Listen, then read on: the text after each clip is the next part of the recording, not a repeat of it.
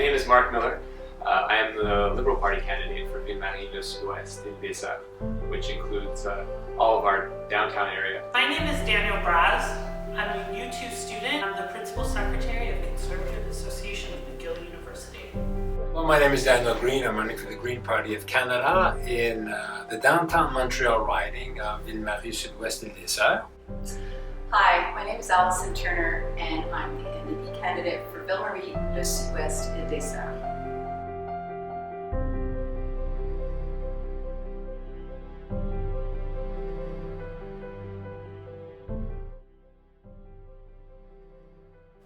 We don't consider economic progress and respect for the environment to be contradictory terms. The Harper government has singularly failed to make Keystone work due to its poor relationship with the US, going at it on its own and trying to strong-arm people into getting goods to market isn't the way to work in a free trade system and a cooperative system where the end user, the end buyer, comes from outside Canada. At the same time, that approach has been used in the development of pipelines to neglect the provinces, to neglect First Nations, to neglect a number of stakeholders that have an interest in where the pipelines go. We need proper people in the review process to make sure that if and when we do build pipelines, they're done in a safe way. There is a tension between transporting oil on rail vis-a-vis pipelines because a lot of the rail lines go through inhabited communities, and the result, such as what happened in Lac Mégantic, doesn't escape anyone that's paying attention. We need to do better. Environmental protection is key. Canada needs to be a leader in environmental protection. On the federal level, we need to catch up with the provinces which took the ball and ran with it, and 7 out of 10 provinces have a system of putting a price on carbon. The petroleum industries have asked for a price on carbon. It's a matter of credibility and it's a matter of good sense. So we need to do better in the federal government. We need to be cooperative, which seems like a novel approach in this day and age, but it makes sense. We need to get together with our premiers and go to Paris within the first 100 days of a Liberal mandate.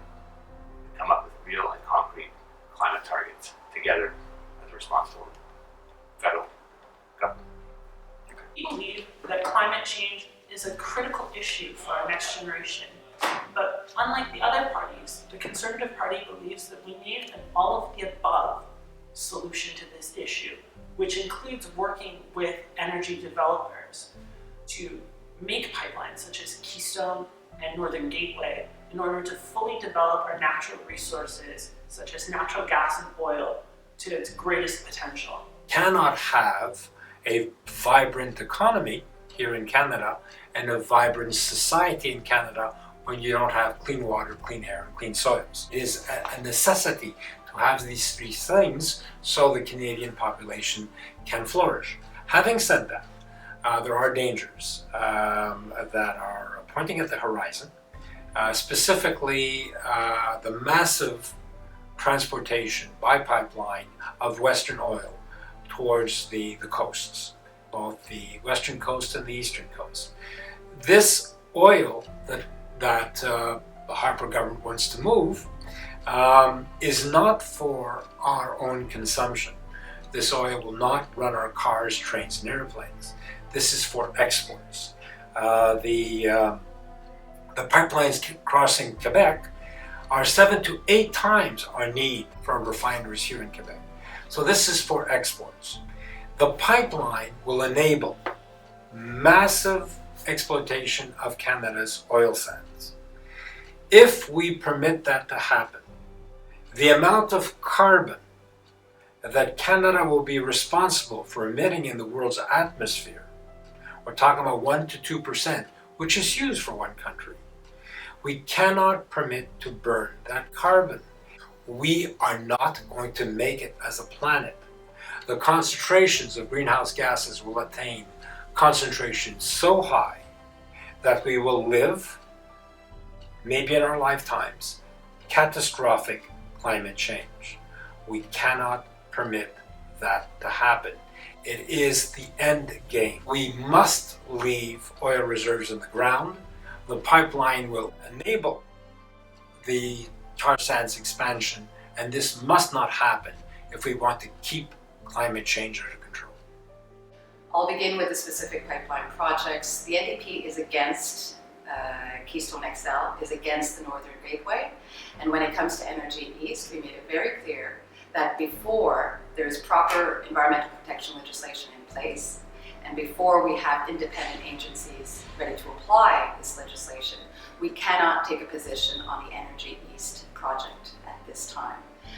Only when Canada has in place the necessary environmental protection legislation can we look at Energy East or any other project that will involve energy, the economy, the environment, after which we need to consult with the various communities that would be affected by that, which includes the First Nations communities. So what the NDP first off wants to do is to make sure that Canada can meet its international commitments when it comes to limiting greenhouse gas emissions. And in order to do that, we will go to Paris this fall. Tom O'Carroll has already undertaken to go this fall in order to sign back on to the Kyoto Protocol. Canada wants to play a leading role, and the federal government needs to play a leading role within our plan, which means working with provinces and territories to ensure that everyone in Canada contributes to our limiting of greenhouse gas emissions in order to allow us to reach our goals. As it stands, we already have some efforts being made in BC, Alberta, Ontario, and Quebec. And if the objectives of these provincial plans meets or exceeds the objectives of the federal plan, then these provinces will be allowed to opt out. The general plan is cap and trade system in order to reach our greenhouse gas emissions limits, and it would be working in concert with the provinces and territories to reach that goal.